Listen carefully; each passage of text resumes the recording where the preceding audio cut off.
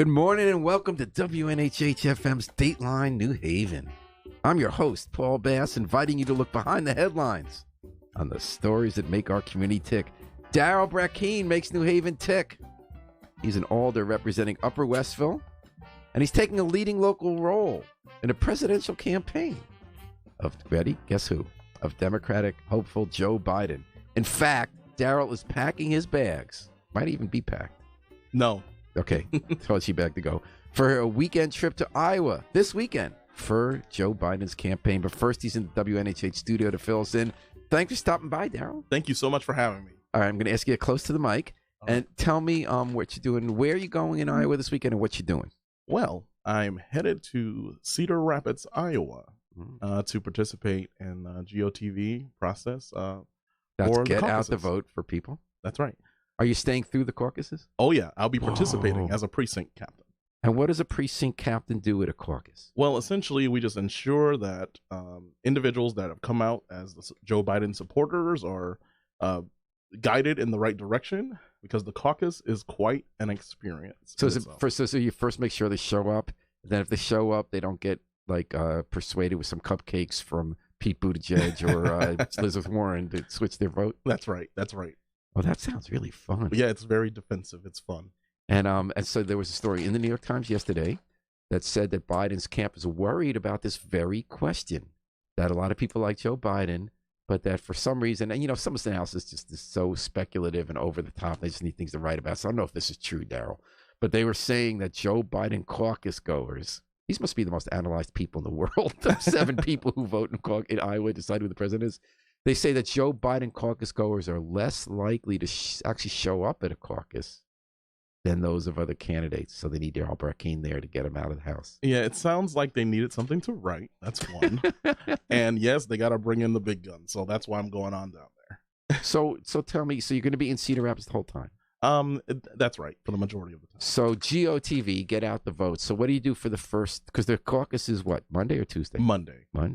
So what do you do Friday? What do you do Saturday, Sunday? Essentially, we're going out canvassing, and I'm getting to know the individuals in my assigned neighborhood to ensure that they understand the process, what are the steps to the process, and making So these sure are they people make it already out. identified. That's right. They're coming for Joe. That's right. So you first say, hey, I'm Darryl. I'm here to talk to you about Monday night. That's right. I'm essentially their guide. Oh, well, you are a very nice guy.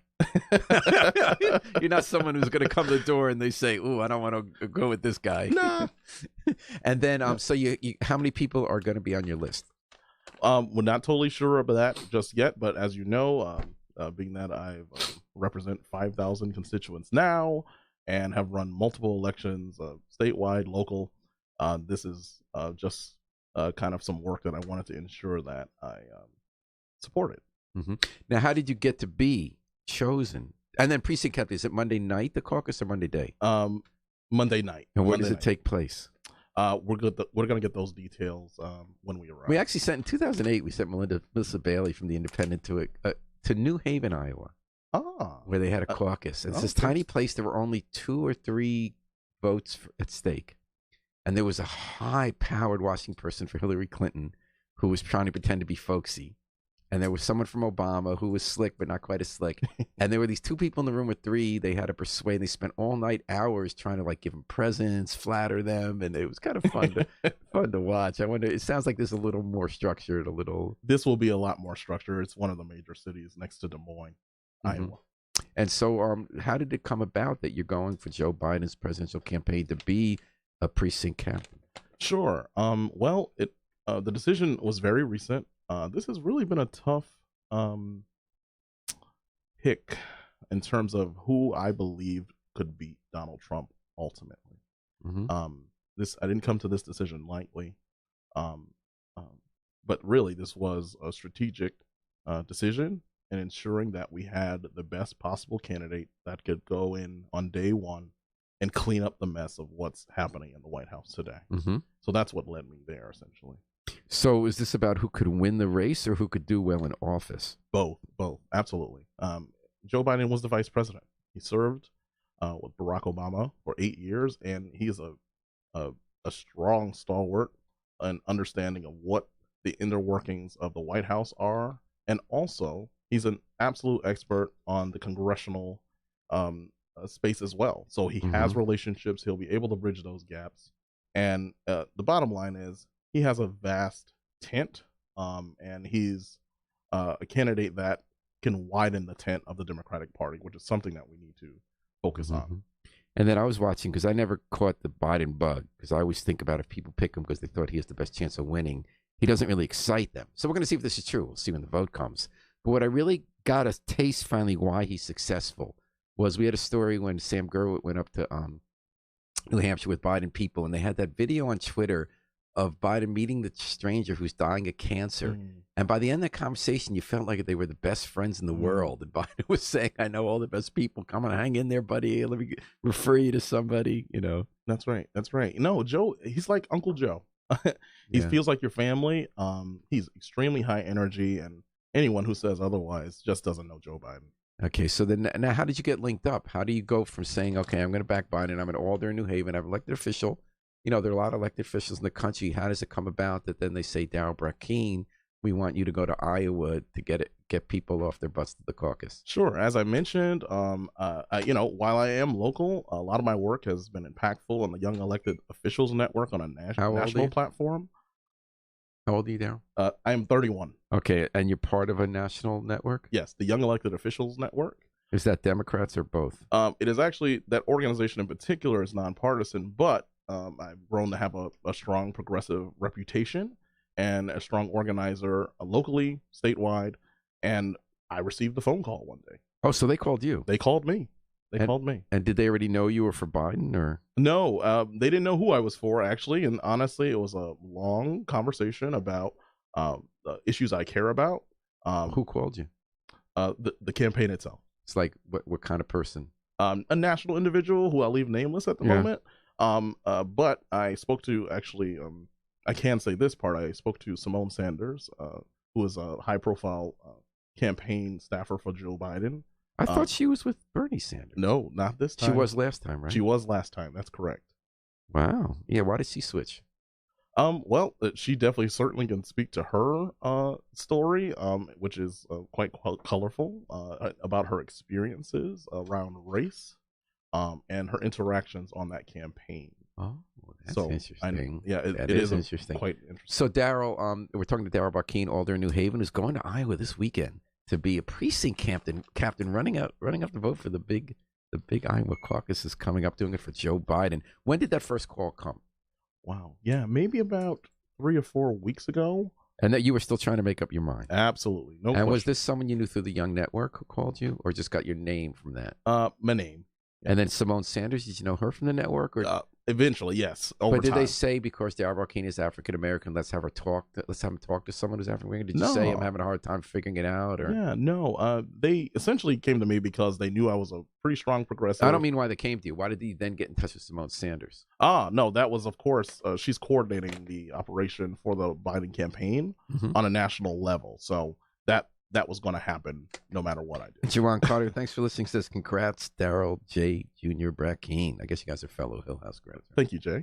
And so when did you say, okay, I'm in? Who else are you thinking of supporting? Like I said, the field has definitely lessened. Some of the candidates that I strongly felt about bowed out. And I believe that Joe Biden was the closest to what I believe in terms of what I believe is needed for the country. Can you get specific? Because you said you had a conversation, Darryl, about the issues that were important to you. Were you talking criminal justice, urban development, healthcare, Supreme Court nominees? What were you talking about? Well, first and foremost for me are the issues of higher education and education in general. That was a clear space of common ground. As you know, Dr. Jill Biden is a great educator. Doctor? Jill, his wife. Oh, okay. Yeah, so, he has a strong understanding about what's needed within the educational And where does that come? Is he a charter guy? Is he, what's his? No, public schools.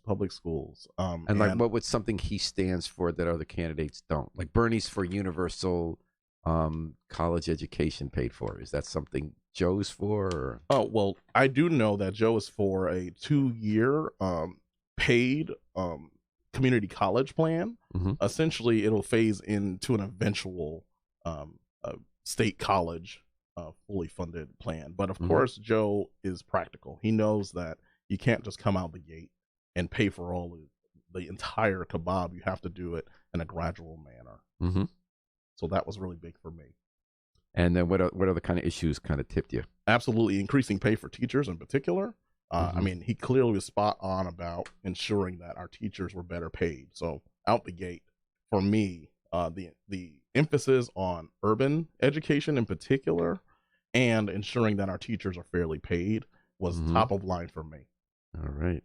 And then whom else were you considering backing? Well, there were so many candidates, and everyone had a little piece of. I have to admit, when I watched the early debates, Yeah. even ones I didn't agree with on issues, I said I'm fine with any of these people being president. Amen. I kind of feel like it's either Donald Trump or this, and it's either judges who can get rid of abortion and let polluters just run roughshod over the whole planet, and throw tens of millions of more people off health care, or a bunch of people who think either this plan or that plan, but try to get somewhere to like have there be less, protect the planet, have Right. people go to college, have them have health care. Yeah. But look, Paul, you know this best. This is a primary process. A lot of the ideas and the creativity of the primary process are going to ultimately be adopted at convention. Oftentimes, the Democratic Party, as a matter of fact, their current platform is quite progressive, needs some updates. And then even the platform, then you have to govern and That's pass right. something, and it changes again. I mean, Obamacare was a Republican plan. Essentially, that's what it ended up. Romney care, yeah. Right. And of course, that's not what they wanted. And Joe Biden is coming back. He has flat out said that he wants to add that public option. And how come you're not for single payer? Well, again, or maybe you are. I'm saying you have to agree with everything your candidate says. Yeah, I don't. Well, I definitely don't agree with everything, but the majority of things I do agree with, and I actually think that it was so hard the last time to get what we got. Essentially, the next natural step is to add this public option. So this goes back to your argument that you got to do it gradually. That's right. That's right. And that's where you stand on. Did anybody else contact you? Oh yeah. Was the Biden in the camp? Who else contacted you? Rodney Williams watching. Thanks, Rodney. Who else contacted you? What other campaigns? Well, a lot of the competing candidates that are currently in the polls in Iowa. Yeah, the Elizabeth Warren campaign, the Bernie Sanders campaign. So Warren and Sanders campaign also. This must be so interesting to be in Alder. I guess maybe because I doubt all 30 get the calls. Maybe I'm wrong. Although like Bernie Sanders people, he's hot right now around here. Bernie Sanders getting a lot of endorsements. That's right. So I was just noticing the whole slate came out from in Middletown, the mayor, et cetera. Yep. I noticed they did a separate ad about a planning and zoning commissioner in Middletown endorsing Bernie Sanders. It's funny how like all these people get trotted out. Well, the fact of the matter is the Democratic Party is totally grassroots. Yeah. So, and obviously as time progresses, Connecticut will be coming up as a primary state, and they absolutely want to win. So, yeah, it's a contest to the finish. So what happened when the Warren and Sanders people called you? Why did they convince you and why did they fail to convince you and Biden did convince you? What happened when they called you? Yeah, well, and there were other candidates as well. But like Buttigieg or Cory Booker in particular. Oh, Booker. Right. Kamala Harris. But, all these folks dropped out eventually. Like I said, even if you look at the polls, most of America hasn't totally decided where they want to go on this. Oh, sure. But for me, so much has been written before a single vote cast by a human being. Right? That's right.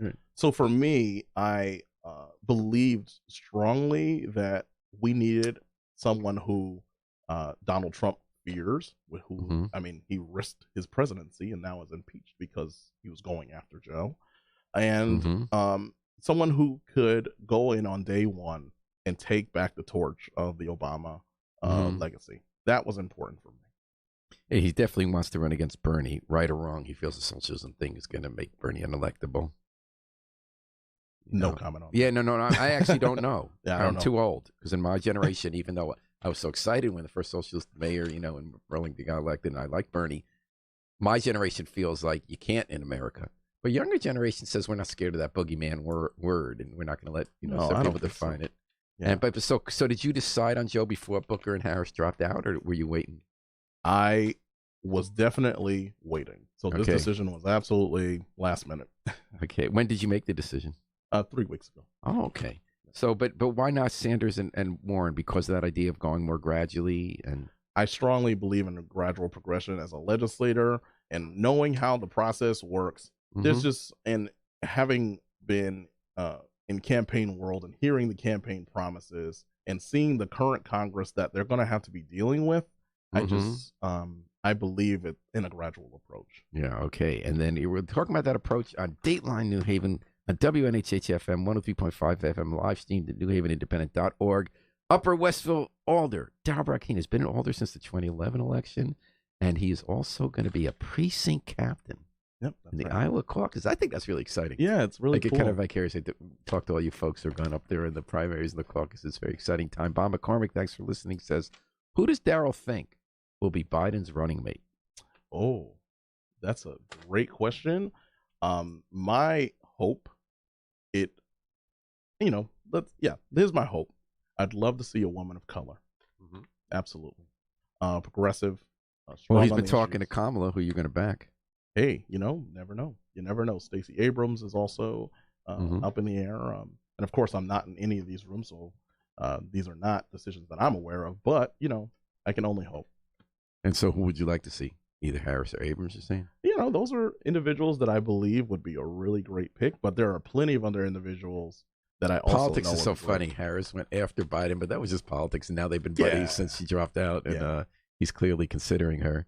He said Michelle Obama the other day. Oh, I'd love to see that. We'd knock it out of the park. It's over. It's over. So now tell me, Darryl, when you go this weekend, have they already trained you to be a precinct captain, or do you get training? Well, you'll get additional training to do that because the laws have updated since the last primary. So there's some things that they definitely laws or rules. The rules of the party, essentially, but then there's the election policy and law that the state is governed by too. Meaning that you're not allowed to do certain things? Yeah, that's right. Accept gifts or something? Who knows? So have you already done training, or is that going to happen on Friday or Saturday? That'll happen the moment I land, actually. And when are you leaving? Tomorrow. Friday? Yep, that's morning? Right. Yep. And where you flying out of? Ooh, where am I flying? Bradley. Okay. Yep. So you can't really get from Tweed to Grand Rapids. Cedar Rapids. Yeah, it won't be direct. Have you been to Iowa before? Actually, I have.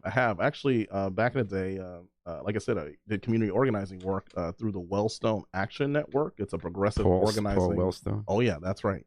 Progressive organizing network. So that's my roots, and that's my background in terms of organizing. And what did you do in Iowa for them? Des Moines, Iowa. It was an intensive organizers training that I went through. When was that? Oh, many years ago. Like what's many? Darryl, you were 31. It wasn't many. Over 10 years at this point. That's not so long ago. And was that in conjunction with the campaign, or just... No. That was in conjunction with my community organizing work. Essentially, back in the days. So that's the only time you've been to Iowa? Yes. I don't think I've ever been to Iowa. Okay. It's nice place. I heard there's a lot of meat. Food is excellent. So, Darryl, you worked for Hillary Clinton in 2016? Yes, we did. Yes. What did you do? Actually, I was the city volunteer coordinator for the city of New Haven. Oh. Yep, that's right. And you guys did well. I mean, you pulled out the vote. That's right. What really was interesting to me in 2016, so I was very excited about Bernie, but as a reporter, we're neutral. So I couldn't get any coverage of the Bernie campaign. They had more enthusiasm on the ground than Hillary. He had the biggest political rally on the green in 36 years or something since the Black Panthers. And yet none of it translated into votes. And you guys, when we were doing the coverage, we gave much more coverage to you guys because you would actually tell us some stuff was going on. And you would bring people on the radio, and you actually knew where the votes were. That's right. And you had, and that just surprised me so much. Like when she came to town, it was a controlled event, not many people. You didn't have that grassroots enthusiasm. When you had a debate party, we went to yours because you told us about it. You had like 10, 15 people in the room. The Bernie people said, "Where were you for ours?" We had 100. And he said, "Well, you never told us." Yeah. And I just wonder whether what you took from that campaign and thinking about New Haven and voting. What I absolutely took from that campaign is that organizing matters. We knew where the votes were. We understood what the pulse of the community generally was here in New Haven and statewide. And many times messaging is attractive, but at the end of the day, individuals are going to think about how this is going to impact their family and their home and their future. And back then, I'm still kind of shocked that she won New Haven because there was so much more enthusiasm for Bernie. Enthusiasm doesn't always. She won by a lot. I think she got like 2/3 of the vote in New Haven. That's right. It doesn't always indicate the votes. Right. The voters are the ones who are coming out at the end of the day, and they're thinking about their future.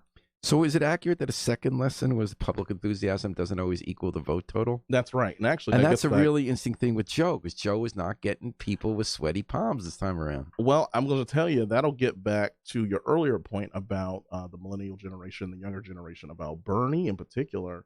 One of the gaps, our enthusiasm gap, doesn't always turn out the vote. Mm-hmm. And I'd love to see how things have transformed for him over the years. He does have a better operation. There's no question about it this time around. That's right. That's right. Yeah. So our SEC's report are much better interactions. So I'm going to be abundantly clear and say this is not going to be a knockout of the park. It's coming down to raw organizing.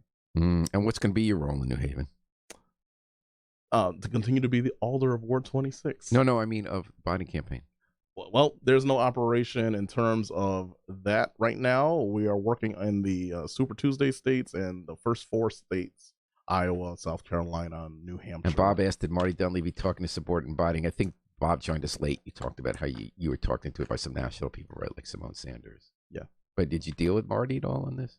Did I deal with Marty Dunleavy on this? Or? Oh, Marty Dunleavy has been leading the way. Did he talk you into? Was he part of the people convinced you to get involved? Actually, no. Yeah, but he is in your ward. You have his own ward. Ward 27, actually. Yeah. Oh, he wasn't Ward 27. Oh, they redrew Ward 27. Right. He's on West Prospect. So is West Prospect no longer in Ward 27? Half of it. You remember we talked about this. Oh, that's right. That's right. Half side of the street and half the street not. Okay. Now, couldn't you vote for other candidates if they would any Democrat who got the nomination get your support, or is there a limit to that? In the caucus process? No, in November. So essentially, in November, ultimately, what's your question again? Would you vote for any Democrat? Whoever wins. If Joe Biden doesn't win. Absolutely. You know, this is about getting Donald Trump out of the White House. Let me be clear. And what do you think about the Bloomberg campaign? So he's not going in the first 4 contests. He's going for Joe Biden's voters. He's going for the identified centrist voters. He's got $100 million at the ready. Might even go up to $1 billion in advertising against Trump. Any thoughts on that campaign and what it means for the Biden run? Well, actually, I translate what Bloomberg is doing a little differently. I don't see him actually going after the Biden supporters. What I do see him doing is kind of supporting the Biden pathway eventually. It's clear that he's probably in opposition of Bernie. Mm-hmm. Never heard anything on the record about that, but it's clear that he might be trying to ensure that. What it was written was that he was going to support Biden as long as there was someone like a Biden or Klobuchar as the candidate. He was for what's known as a centrist candidate, although I call it center liberal. And then when he saw that Biden wasn't catching fire, that's why he went in, because he was worried that someone who would take on sort of the capitalist class would get the nomination. Yep, that very might be what his decision was. So I'm confident that we won't have to go that far. I don't think we'll see a brokered convention. You don't? No. Oh, that's interesting. And Darryl Brackeen, I wanted to ask you, switch it to New Haven. What's up these days in your ward? Yeah, sure. We actually have started 26. Our aldermanic legislative session. I've been appointed as the chair of the Health and Human Services Committee. That's not what it's in Yes, we've changed the name. Oh, okay. I never heard that name. Yep, it's a Human Services Committee.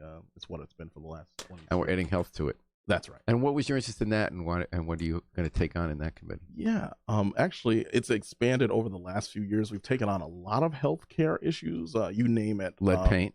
That's right. That's right. That's actually the genesis of that entire conversation. It happened right in that committee. The opioid crisis hearing happened in that committee.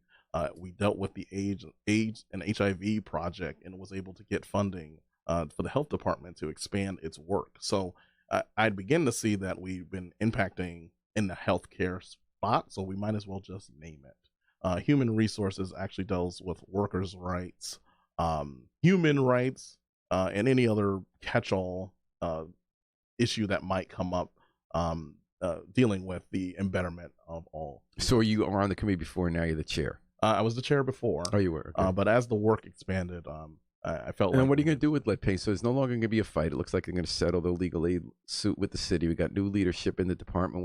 In your view, what's that going to mean on the ground? Because lead paint is a huge challenge. We have so much older housing stock. Basically, anything built before the end of the 20th century probably has lead paint. So if you have kids there, you got to worry. How are we going to tackle that as a city? Can we do better? Yeah, I know we can do better, and I know that it's the best intentions of everyone involved to ensure that we're cleaning up that housing stock. It's going to be difficult. But, hey, we're in New England, and this lead paint thing has been going on for well beyond it's even the time of even knowing that lead was an issue. So the task that we spoke about last year at the end of session was that we see this lead crisis come to an end at some point. There needs to be a strategic plan on paper that's clearly stating how we're going to get to that objective. Yes, it is insurmountable, but there is federal funding that has been coming to the city and will continue to come to the city. Hasn't always been spent well. That's right. Now, the other issue is what level, which, like, do we use the Centers for Disease Control benchmark for every time a kid's blood tests for lead, which is a lower standard, needs to have less lead in it than the state level to immediately take action to order cleanup of a building? Well, I know that's probably a part of the case in which I cannot speak to that, but I do believe personally that we need to make sure that we're at the highest standard and at the highest. And then outreach is challenging. Yeah, so that's right. So basically, we tried to tell people about federal money. At one point, we didn't spend $1 million from one year. Yep. We tried to tell them people that you can get this money to fix up the houses, but the events were held at Lighthouse Park with a picnic. Some people felt that was not the best way to get the word out in urban neighborhoods. Any thoughts on that? That's right. No, it needs to expand their outreach concerning the funding that's available and ensuring that smaller landlords are able to access these funds as well. I also know that's a hurdle. There needs to be increased communications to landlords that are over one or two family multifamily houses. That needs to be accessible to them too. All right. And also, you have a new job, relatively new job at the YMCA, correct? Well, it's not as new. We're approaching a year almost. Oh, it's been a year already? We're getting there. I just remember getting that press release. I'll gladly talk about it. And this is at Howe and Howe Street in Chapel. Well, actually, I serve as the district executive director of the New Haven YMCA Youth Center, which is on 50 Howe Street. And I also serve as the director of the Hamden North Haven YMCA. Oh, and there was some controversy there about after-school programs and stuff, right, in Hamden, about who get to run those. There was before my time, and now there is not. So what is your job involved with those two centers? What do you do? Well, essentially, we need to ensure that the vibrancy of those communities continue. We have over 100-year history and impact in both towns, and we need to ensure that there's funding available, the programming is vibrant, and also assessing the programs that might have been in existence and ensuring that it's compliant and up to date and vibrant to 21st century models. The youth of yesterday are not the youth of today. What's different about them?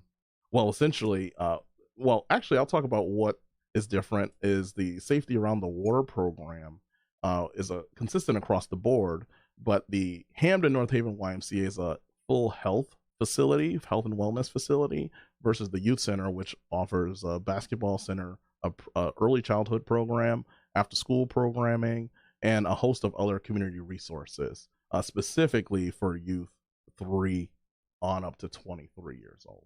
Okay, and before I let you go, I want to get back for 1 second about the campaign. Sure. When I asked you earlier about what was this national network that you got involved in, I had a reason I asked that question. You talked about the Young Elected Officials Network, yes, which is nonpartisan, and that's how they found out about you. Because there was a separate Young Democrats organization that the former mayor of Middletown was about. The first time I ever heard about Pete Buttigieg was Dan Drew, the former mayor of Middletown, who was a millennial, said Buttigieg had run that organization, and people had a whole national network of young people your age in politics. That's right. Who kind of saw him as the standard bearer of a new generation. They were hitching to his wagon. And it's inspired some younger officials who say we need generational change. You're going with the guy who's, 76? Yeah. So tell me about that. Sure. So actually, let's back up. So the Young Democrats have had an entire impact on my life as well. I served on the local level and the New Haven Young Democrats in particular. Is that the group I'm talking about, the Buttigieg? It is all associated. Yes. So there's the national, state, and local chapters. So they're all associated. I never interacted on the national level, so I never met Pete, but he is absolutely an inspiration, and this message is absolutely on target. So it's a question of who's going to gain traction. Yeah, he's a total inspiration. And I'm glad he's in this race because he's bringing to the conversation the issues of an entire generation. People think primaries are bad because people attack each other. I think they're necessary. That's absolutely if Democrats can't, we got to find out which Democratic candidates can survive the slings and arrows from somewhat like-minded people before they go into the pit for the main event. That's right. With Donald Trump and $100 million of attack ads and AI doctored videos and all that. So this is just the pregame. That's right. That's right. But you're going to be there, Darryl Brackeen. Oh, yeah. You're going to be right at Iowa. You're going to the precinct captain. Yeah, that's right. In Cedar Rapids. That's right. While the whole country's going to look and see what happened. Right. Good luck, man. Thank you so much. You're going to let us know how it goes. Yeah, and actually, you can follow me on social media at Alder Darryl Brackeen Jr. I'll be doing some live updates. And oh, yeah? That's right. Is that on Twitter or Facebook? Facebook. On Twitter, you'll find me at @dbrackeen.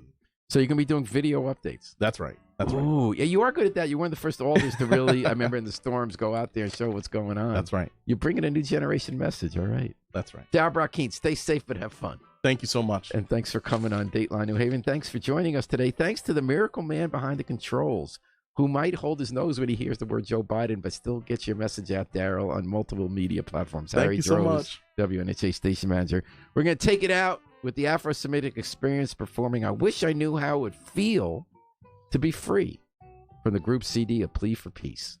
This is Paul Bass inviting you to fly free with us all day and all night long here at WNHH, New Haven's home for community radio.